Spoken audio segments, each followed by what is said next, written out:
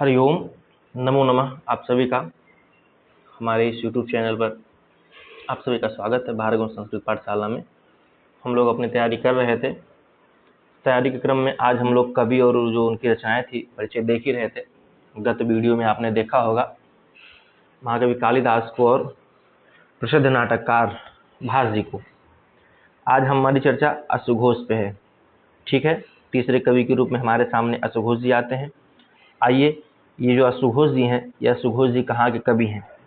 अश्वघोष जी संस्कृत के बौद्ध कवि हैं। ठीक है, आपसे एग्जाम में पूछ लिया जाएगा कि निम्न में से कौन सा बौद्ध कवि है। ठीक है, निम्न कवियों में से 4 ऑप्शन दिए रहेंगे, उन चारों ऑप्शन में से पूछेगा इनमें से कौन सा बौद्ध धर्म से संबंधित कवि है या बौद्ध अनुयायी कवि है।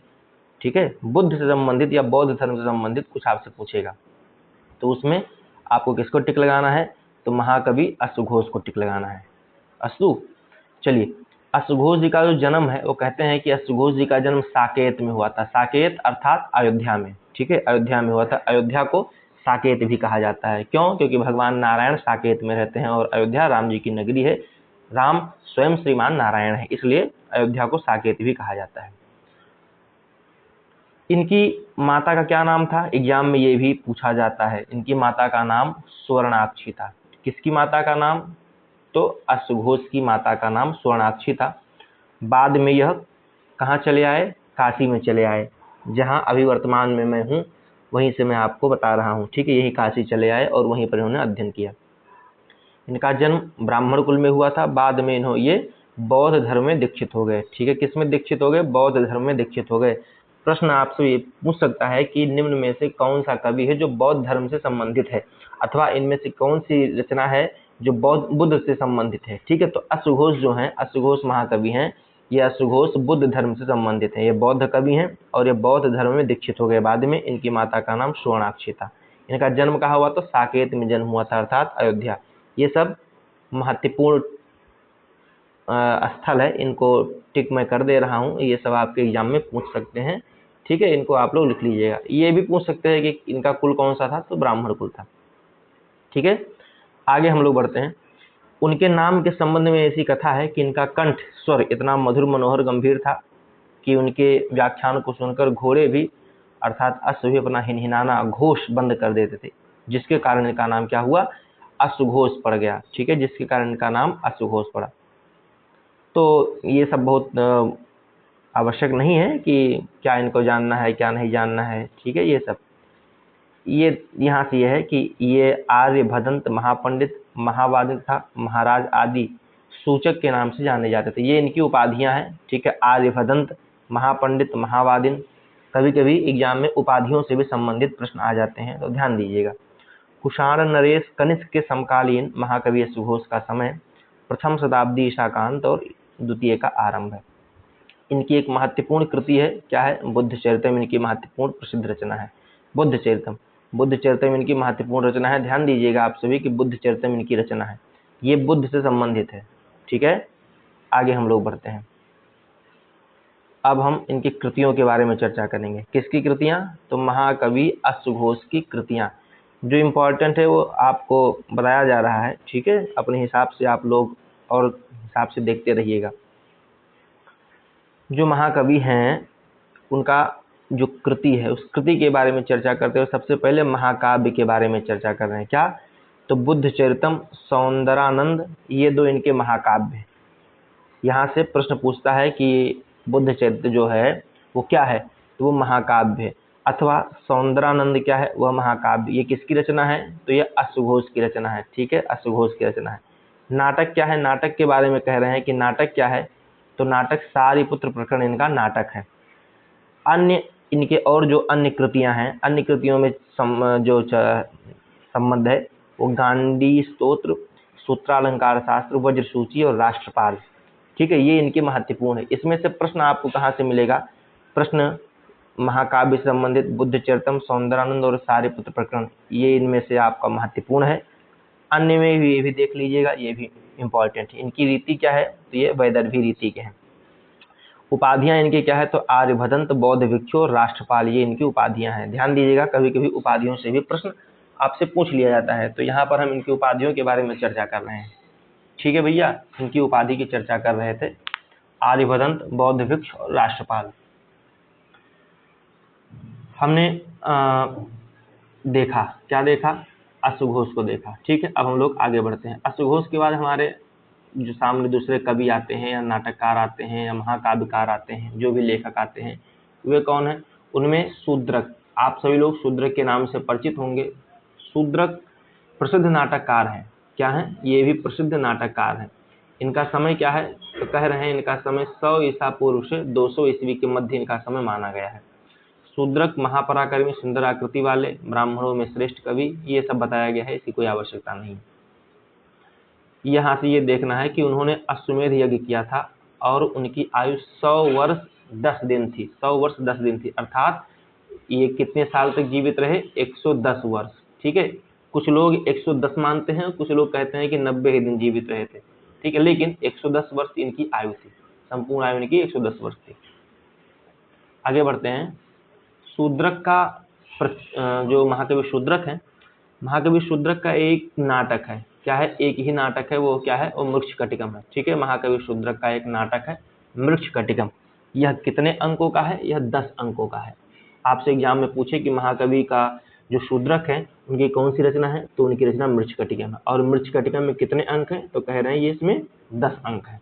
और ये किस प्रकार का ग्रंथ है? तो कह रहे हैं ये प्रकरण ग्रंथ है। ये भी यहाँ इंपॉर्टेंट है, प्रकरण ग्रंथ है। ठीक है, महाकवि शूद्रक की रचना है मृच्छकटिकम, जिसमें 10 अंक हैं और वह ग्रंथ प्रकरण ग्रंथ है।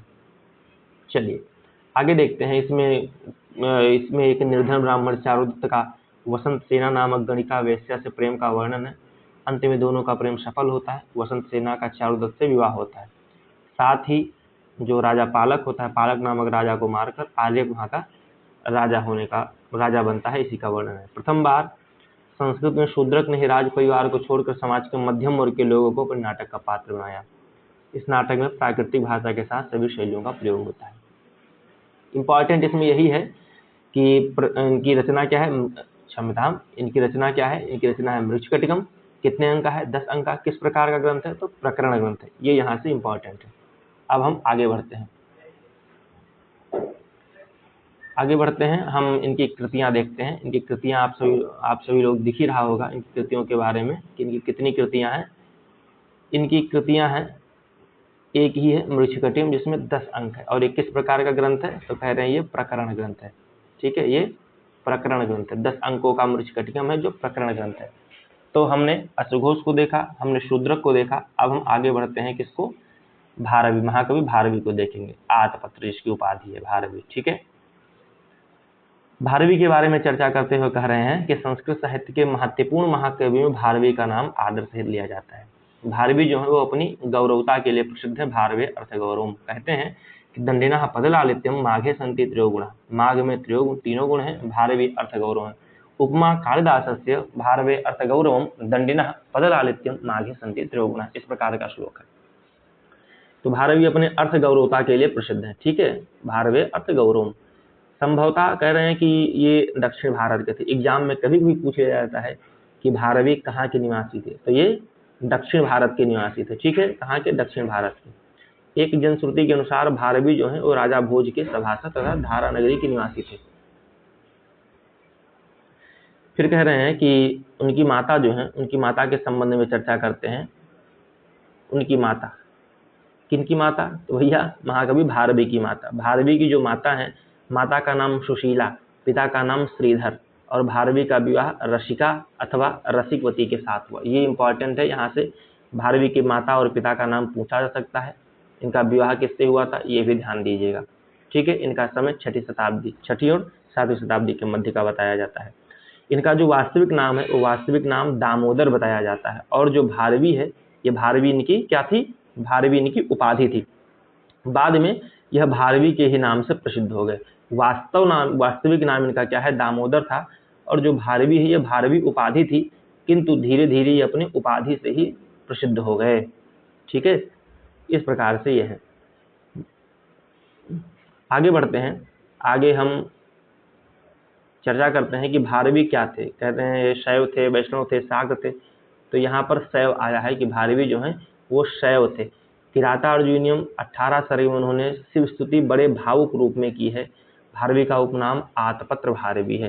किरातार्जुनीयम इनकी महत्वपूर्ण रचना है। किसकी? महाकवि जो भारवी हैं, महाकवि भारवी की रचना है किरातार्जुनीयम। एकमात्र रचना है शायद, हाँ एकमात्र ही रचना है, शायद नहीं, निश्चित है कि एकमात्र रचना है किरातार्जुनीयम। किरातार्जुनीयम आप सभी लोग जानते हैं, किरात और अर्जुन, ठीक है। किरात अर्थात किरात वेशधारी भगवान शिव, ठीक है। किरात के वेश में कौन आया था? भगवान शिव आए थे। और कब आए थे? तो जब क्या बोलते हैं, पांडव वाला अज्ञातवास चल रहा था, तो अर्जुन तपस्या कर रहे थे और भगवान शिव को प्रसन्न करने के लिए पाशुपतास्त्र, ठीक है, पाशुपतास्त्र अस्त्र की प्राप्ति के लिए अर्जुन भगवान शिव की वो कर रहे थे, वंदना तपस्या कर रहे थे। और शिव जी उनकी परीक्षा लेने के लिए किरात के वेश में आए थे, इसीलिए इन्होंने किरातार्जुनीयम नाम की रचना की है। इनका उपनाम क्या है? तो इनका उपनाम आतपत्र है। क्या नाम है? आतपत्र भारवी है, ठीक है। फिर इनकी कृतियों के बारे में चर्चा कर रहे हैं। किसके बारे में? ये कृतियों के बारे में चर्चा कर रहे हैं। क्या है? तो कह रहे हैं भारवी का केवल एकमात्र रचना है, वो क्या है? किरातार्जुनीयम, ठीक है, जो कितने सर्ग का है? तो वो 18 सर्ग की रचना है। ये महाकाव्य है, ठीक है, महाकाव्य में प्राप्त होता है। अब कहते हैं कि जो किरातार्जुनीयम है, इसकी गणना बृहत्त्रयी में होती है। किसमें होती है? बृहत्त्रयी में, ठीक है, 3 बड़े ग्रंथों में होती है। उन 3 बड़े ग्रंथों में एक तो स्वयं भारवी की रचना होगी बृहत्त्रयी, और 2 अन्य कौन है? तो 2 अन्य बता रहे हैं कि जो माघ का शिशुपाल वध है और श्रीहर्ष का नैषध, ये 3 रचना, माघ का शिशुपाल वध, श्रीहर्ष का नैषध और भारवी का किरात, ये 3 बृहत्त्रयी के अंतर्गत आते हैं।